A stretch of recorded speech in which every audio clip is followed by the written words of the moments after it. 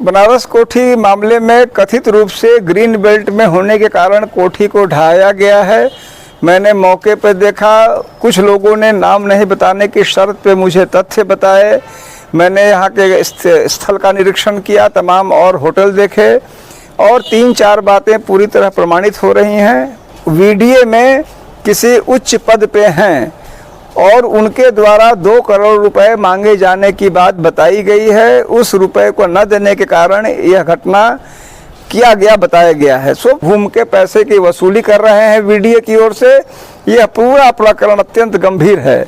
आज़ाद अधिकार सेना इस मामले को आगे बढ़ाएगी और हर प्रकार के कार्रवाई की मांग इन अधिकारियों के खिलाफ करेगी जिन पर भ्रष्टाचार के गंभीर आरोप लग रहे हैं और जो प्रमाणित भी हो रहे हैं। मौके पे 27-28 इसी प्रकार के होटल, घर आदि का मौजूद होना और सिर्फ 2 को चुनना क्योंकि पैसे नहीं दिए, यह पूरे आरोपों को प्रथम दृष्टया प्रमाणित कर रहा है। बनारस कोठी पे मौजूद हैं और मौके को निरीक्षण किया, आपने क्या देखा? क्या बनारस कोठी मामले में कथित रूप से ग्रीन बेल्ट में होने के कारण कोठी को ढहाया गया है। मैंने मौके पर देखा, कुछ लोगों ने नाम नहीं बताने की शर्त पे मुझे तथ्य बताए। मैंने यहाँ के स्थल का निरीक्षण किया, तमाम और होटल देखे और 3-4 बातें पूरी तरह प्रमाणित हो रही हैं। पहली बात, यह प्रकरण किसी भी प्रकार से ग्रीन बेल्ट से संबंधित नहीं है बल्कि सिर्फ और सिर्फ घूसखोरी से संबंधित है। मुझे एक व्यक्ति का नाम बताया गया है जो वीडियो में किसी उच्च पद पे हैं और उनके द्वारा 2 करोड़ रुपए मांगे जाने की बात बताई गई है। उस रुपए को न देने के कारण यह घटना किया गया बताया गया है। सो प्रथम दृष्टया यह घूसखोरी का मामला लगता है। नंबर 2 बात, यहाँ के लोगों का कहना है कि इनके पास तमाम ऐसे तथ्य हैं जो इनके होटल का सही होना स्थापित करते हैं, जिस पर मैं और टिप्पणी नहीं करूँगा क्योंकि मैंने वो कागज नहीं देखे हैं। तीसरी बात, कम से कम 27-28 लोग यहाँ और बताए जा रहे हैं जो ग्रीन बेल्ट में हैं, जिनमें कोई एक नेता है भाजपा के, श्री दीक्षित या कोई शायद उनका नाम है, उनका एक होटल है बगल में। एक बहुत बड़े नेता हैं, भारत सरकार में मंत्री हैं, उनके भतीजे का एक होटल बताया गया है। मैंने स्वयं देखा, एक भाजपा के पूर्व सांसद हैं, उनका यहाँ निवास है जो ग्रीन बेल्ट में है। एक और भाजपा के नेता हैं, रिटायर्ड कर्नल हैं, उनका मकान यहाँ पर है। 27-28 मकान हैं, उसमें तमाम लोगों ने कंफर्ट इन बना रखे हैं। यह सब आपने परमिट कर रखा है और यह बताया जा रहा है कि जो सज्जन जो इनसे 2 करोड़ रुपए मांगे थे वह घूम घूम के पैसे की वसूली कर रहे हैं वीडियो की ओर से। यह पूरा प्रकरण अत्यंत गंभीर है।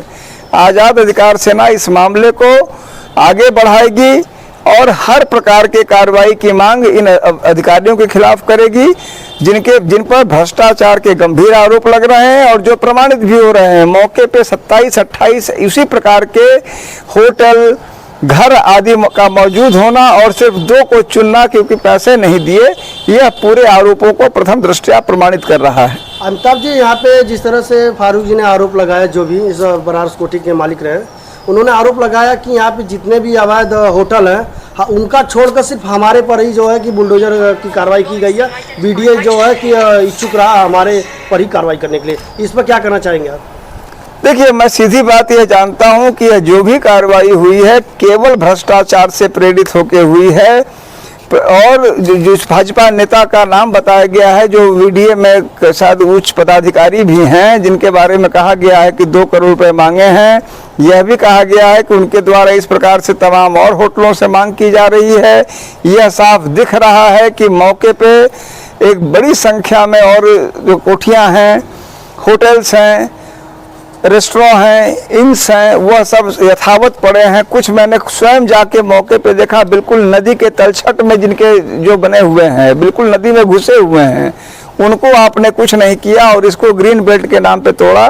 निश्चित रूप से यह घोर आपत्तिजनक ही नहीं है, भ्रष्टाचार का खुला उदाहरण है। एडीएम सिटी जो है कि जिस तरह से उनको खुलेआम कैमरे पर मारे और कह रहे हैं कि हमने नहीं मारा, आपको जो करना है कर लीजिए, वीडियो वायरल करा दीजिए। वीडियो वायरल होने के बाद भी अखिलेश यादव ने ट्वीट किया, आप लोगों ने ट्वीट किया, इसके बावजूद भी कोई सख्त कार्रवाई नहीं हुई। जिम्मेदार पद पर एडीएम सिटी मौजूद है, इसके बावजूद भी इनकी हरकत थी। इस पर क्या करना चाहेंगे आप? एडीएम सिटी वाला जो प्रकरण है उसको हम लोग संबंधित अधिकारियों के पास ले जाएंगे, हम कार्रवाई की मांग करेंगे और यदि उस स्तर पर कार्रवाई नहीं होती है तो इसको हम उच्च स्तर पर ले जाएंगे, क्योंकि यह एक गंभीर प्रशासनिक कदाचार है। एडीएम को दंडित होना चाहिए जो कृत्य दुष्कृत्य उन्होंने किया। महोदय, मीडिया वालों ने सवाल किया वीसी से कि महोदय आप जो जिस बिल्डिंग को तोड़ रहे हैं होटल को, तो महोदय यहाँ पे कई अवैध होटल है, आपने नोटिस दिया उन लोगों को, उन पर किस तरह से कार्रवाई की जाएगी? तो उन्होंने बोला कि कार्रवाई की जाएगी, जबकि बनारस कोठी को कई बार नोटिस दिया गया था। न्यायालय में जो है कि ये अपना पक्ष भी नहीं रख पाए थे, यही कारण इनका तोड़ना पड़ा, लेकिन बाकी नोटिस के बारे में वो जवाब देने से बचते रहे। इस पर क्या कहेंगे और क्या आप आगे कार्रवाई करेंगे?